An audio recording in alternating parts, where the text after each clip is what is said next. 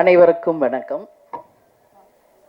படைத்தலைவனுடைய audio ரிலீஸுக்கு இங்கு வந்திருக்கும் பத்திரிகை சகோதரர்களுக்கும், யூடியூப் சேனலை சேர்ந்த அனைத்து சகோதரர்களுக்கும், எங்கள் உயிரில் கலந்த தேசிய முற்போக்கு திராவிட கழகத்தினுடைய அனைத்து நிர்வாகிகளுக்கும், மகளிர் அணி சகோதரிகளுக்கும், மேடையிலே வீற்றிருக்கும் கேப்டனுடைய திரைப்படங்களை டைரக்ட் செய்த மூத்த சகோதரர் கஸ்தூரி ராஜா அவர்களுக்கும், ரமணா படத்தை டைரக்ட் செய்த முருகதாஸ் அவர்களுக்கும், வீரம் விளஞ்சமன் அவர் யாருன்னா கஸ்தூரி ராஜா சார், இங்கே சிவா சார் இருக்காரு. கேப்டனின் தம்பியாக பல ஆண்டு காலம் வாழ்ந்தவர் சிவா. என்னுடைய அன்பு சகோதரர் சுதீஷ் அவர்களுக்கும், இந்த படைத்தலைவனில் யாரெல்லாம் உழைத்தீர்களோ அனைத்து ப்ரொடியூசர்ஸ்க்கும், எஸ்பெஷலி கேமராமேன் அவர்களுக்கும், இந்த படத்தினுடைய ஹீரோயின் அவர்களுக்கும், அவரது தாயார் அவர்களுக்கும், இந்த படத்தினுடைய டைரக்டர் அன்பு அவர்களுக்கும், இந்த மேடையிலே வீற்றிருக்கும் என்னுடைய 2 புதல்வர்களுக்கும் கேப்டன் சார்பாகவும் உங்கள் அனைவரின் சார்பாகவும் என்னுடைய பணிவான வணக்கங்களை தெரிவிச்சுக்கிறேன். தேர்தலில் அரசியல் மேடைகளில் நான் பேசியதை நீங்கள் எல்லாரும் பார்த்துருப்பீங்க. சினிமா ஃபங்க்ஷனில், அதுவும் ஒரு ஆடியோ லான்ச்சில் பேசுறது இதுதான் நான் ஃபர்ஸ்ட் டைம். சகாப்தம் படம் ரிலீஸ் ஆனப்போ கேப்டன் இருந்தாங்க. அப்போது என்னை பேச சொல்லி அழைச்சார். நான் சொன்னேன், இல்லை இது சினிமா, அதனால் நீங்கள் மற்றவங்கெல்லாம் டெக்னீஷியன்ஸ்லாம் பேசட்டுங்க, நான் பேசலை அப்படின்னு சொன்னேன். மேபி அது தப்போ அப்படின்னு நான் ஃபீல் பண்ணுறேன். ஏன்னா கேப்டன் ஒரு அம்மாவா நீ அவனை ஸ்டேஜில் நீ வாழ்த்தணும் அப்படின்னு கேப்டன் சொன்னார். அன்றைக்கி சரி சினிமா ஃபங்க்ஷனில் நம்ம எதுக்கு பேசணும் அப்படின்னு நினச்சேன். பட் நான் இன்னைக்கு சொல்கிறேன், சண்முக பாண்டியன் அம்மாவா மட்டும் கிடையாது, உங்கள் அன்பு சகோதரியாக கேப்டன் பெற்றெடுத்த சண்முக பாண்டியனை இனிமேல் உங்களிடம் நான் ஒப்படைக்கிறேன். பத்திரிகை நண்பர்களிடமும் தமிழக மக்களிடமும் நான் சினிமா துறையை சேர்ந்த அனைவரிடமும் அவரை நான் ஒப்படைக்கிறேன். எல்லாரும் பேசுவாங்க, நிறைய நான் பார்த்துருக்கேன். கேப்டன் கூட 33 வருஷம் வாழ்ந்திருக்கேன். கேப்டனை பற்றி பேசுறது இன்னைக்கு அவர் மறைவுக்கு பிறகு டெய்லி அத்தனை யூடியூப்ஸ்லையும் கேப்டனுடைய பழைய காலிய நினைவுகள், பேச்சுக்கள் எல்லாம் வரும் பொழுது கேப்டன் அப்படி பண்ணார், இப்படி பண்ணார், நிறைய விஷயங்கள் நான் பார்க்குறேன். கேப்டனுடைய 2 புதல்வர்கள். கேப்டனுக்கு 2 தொழில், ஒன்று சினிமா, இன்னொன்று அரசியல். கேப்டனும் நானும் இது அவங்க 2 பேரும் பிறந்த போதே முடிவெடுத்த ஒரு விஷயம். அப்பாவின் பாதையில், சிங்கப்பாதையில் விஜய் பிரபாகர் அவர்களும், யானை பாதையில் இளையவர் சண்முக பாண்டியன் அவர்களும் அவங்க அப்பாவுடைய கனவு லட்சியத்தை நிச்சயமாக வென்றெடுப்பார்கள் என்பதில் ஒரு அம்மாவை எனக்கு எந்த டவுட்டுமே கிடையாது. ஏன்னா கேப்டன் நானும் அவங்கள அப்படி தான் வளர்த்துருக்கோம். கேப்டன் சொல்லுவார், சொல்லி சொல்லி வளர்ப்பார். பிரபாவை அண்ணான் தான் சொல்லணும், தம்பி. அது மட்டும் என்னைக்கு கடைசி வரைக்கும் அவர் ஒத்துக்கல. அதையும் இன்னைக்கு வரைக்கும் சண்முக பாண்டியன் அதை கரெக்டாக கீப் அப் பண்ணுறாரு. ஏன்னா அந்த பாண்டிங், அந்த ரெஸ்பெக்ட், அது இருந்தால் தான் நம்ம வாழ்க்கையில் ஒற்றுமையாக பல சாதனைகளை செய்ய முடியும் என்பதில் கேப்டன் உறுதியாக இருந்தார். அதையே பிள்ளைகளுக்கும் நாங்கள் சொல்லி கொடுத்து அவங்கள வளர்த்துருக்கோம். நீங்கள் எல்லாரும் சொன்னீங்க, டவுன் டு எர்த்தாக இருக்காங்க, அப்பா மாதிரியே உதவி செய்கிறாங்க, எல்லாரோடையும் சகஜமாக பழகுறாங்க அப்படின்னு. இன்னைக்கு இல்லை, இன்னும் எத்தனை ஆண்டு காலம் ஆனாலும், உச்ச நட்சத்திரமாக சண்முக பாண்டியன் அவர்கள் வந்தாலும், இன்னைக்கு எப்படி உங்க அத்தனை பேரிடமும் எளிமையோடும் உங்கள் அன்பு சகோதரர் போல டவுன் டு எர்த்தா இருக்காரோ அப்படிதான் இருப்பார். ஏன்னா சின்ன கை குழந்தை கேப்டன் மேக்கப் போடுவார். நான் 6 மணிக்கெல்லாம் கேப்டன் கிளம்புவார். உங்களுக்கு எல்லாருக்கும் தெரியும். 9 o'clock வித் மேக்கப் ஷூட்டிங்கில் இருக்கணும்னா 6 o'clock இறங்கி கீழே வந்துடும் எங்கள் ரூம் மேலே. கை குழந்தை அவனை தூக்கிட்டு நானும் கீழே வந்துடுவேன். ஏன்னா அவருக்கு நான் டிஃபன் கொடுக்கணும், அவருக்கு வேண்டிய எல்லாம் செய்யணும்னு. அப்படியே பார்த்துக்கிட்டு இருப்பான் அவங்க அப்பாவை. அப்போ ரொம்ப கைக்குள்ள அழுவான், ரொம்ப ஜாஸ்தி. எதுக்கு இவன் அழுகிறான்? மூக்கில் லைட்டாக அப்புறம் ஒழுகும் அவருக்கு. கிளம்புவார் ஷூட்டிங்க்கு. நான் சொல்கிறேன், அதெல்லாம் எனக்கு நினச்சா எந்த சங்கோச்சமும் கிடையாது. மூக்கில் ஒழுங்கும், மேக்கப் போட்டிருப்பார், ட்ரெஸ் போட்டிருப்பார். வண்டி ஏற போகும்போது அப்படியே அவன் தாவான். அப்படியே அழகாக அந்த மூக்கை தொடச்சி விட்டு, கண்ணை தொடச்சி விட்டு, ஒரு முத்தம் கொடுத்துட்டு தான் போவார்.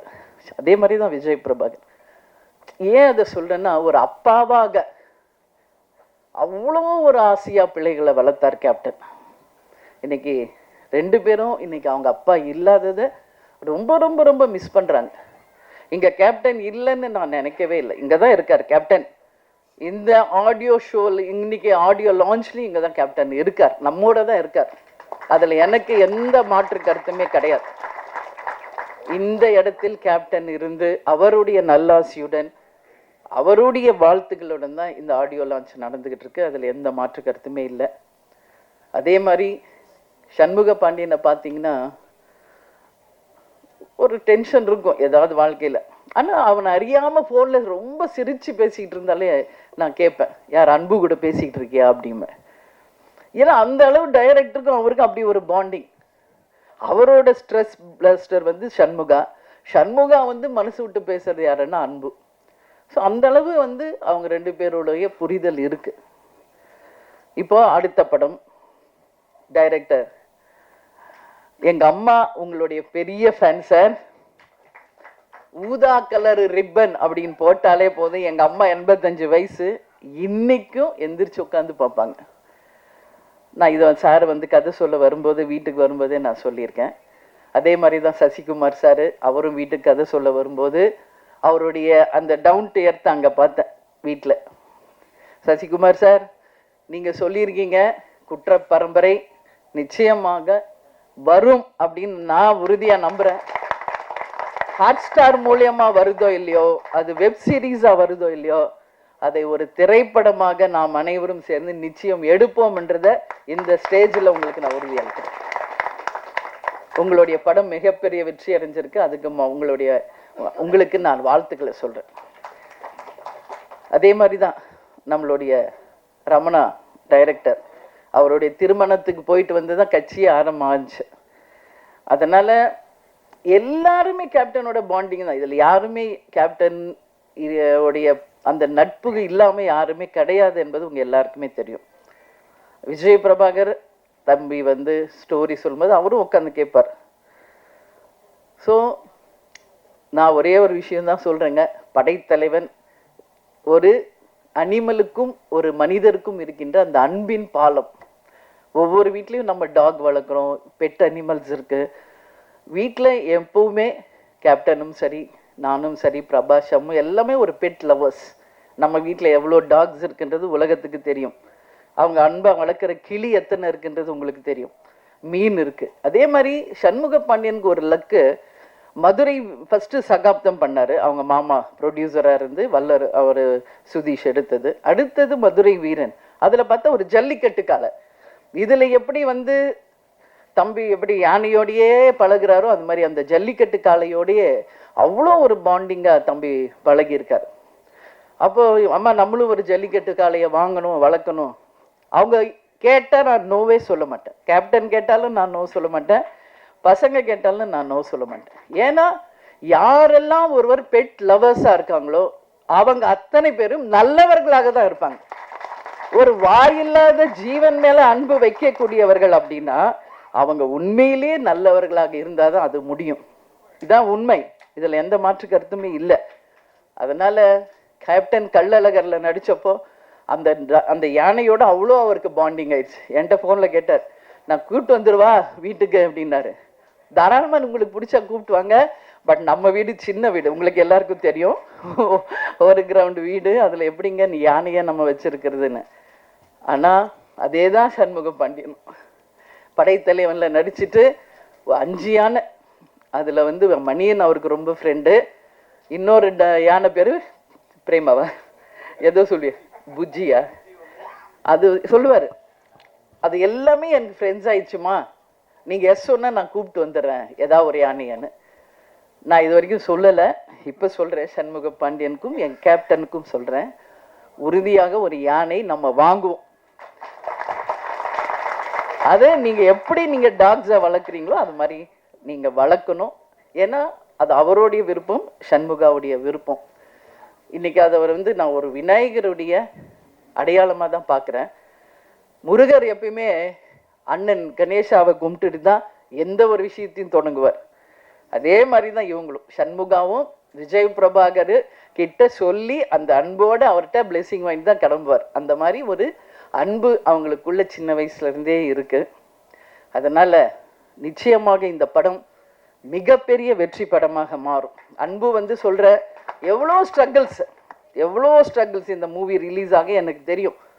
பொங்கல் வெளியீடுன்னு போட்டாங்க, நான் அப்போ கூட சொன்னேன் விரைவில் போடுங்கன்னு. இல்லை கண்டிப்பாக வந்துடலாம் மேடம்னார். சரி உங்கள் நம்பிக்கை. அதுக்கப்புறம் என்னெல்லாம் நடந்தது என்பது எல்லாருக்கும் தெரியும்.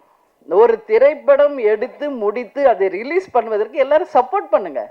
கேப்டன் எத்தனை பேருக்கு எவ்வளோ சப்போர்ட் பண்ணியிருக்காரு, எவ்வளோ திரைப்படங்களுக்கு சப்போர்ட் பண்ணியிருக்காரு, எத்தனை டெக்னீஷியன்ஸுக்கு சப்போர்ட் பண்ணியிருக்காரு.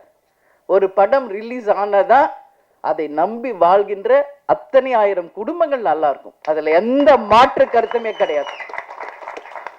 சினிமா நல்லா இருந்தா அதை நம்பி இருக்கிற ஆயிரக்கணக்கான மக்கள் நல்லா இருப்பாங்க. அதில் நாங்கள் உறுதியாக இருக்கோம். கேப்டன் கூடயே இருந்து சினிமானா என்ன என்பது நாங்கள் நல்லா உணர்ந்திருக்கோம். நிச்சயமாக கேப்டன் விட்டுட்டு சென்ற அந்த இடத்தை அரசியலில் விஜய் பிரபாகரும், சினிமா துறையில் சண்முக பாண்டியனும் கேப்டன் மாதிரி இருந்து நிச்சயமாக அனைவருக்கும் அதே மாதிரி இருப்பாங்க என்பதில் எந்த மாற்று கருத்தும் யாருக்கும் வேண்டாம். எனவே நிச்சயமாக இந்த படம் மிகப்பெரிய வெற்றி படமாக அமைய வேண்டும் என்று கேட்டுக்கொண்டு, கேப்டனுடைய ஆசீர்வாதத்தோடும் இங்கு வந்திருக்கின்ற அனைத்து நல்ல ஒழுங்கலினுடைய ஆசீர்வாதத்தோடும் படைத்தலைவன் மிகப்பெரிய ஒரு வெற்றி படமாக அமையணும் சொல்லி கேப்டனையும் கடவுளையும் நான் வேண்டிக்கிறேன். மீண்டும் மாபெரும் ஒரு வெற்றி விழாவில் உங்களை சந்திப்பேன் என்று கூறி உங்களிடமிருந்து விடைபெறுகிறேன். நன்றி, வணக்கம்.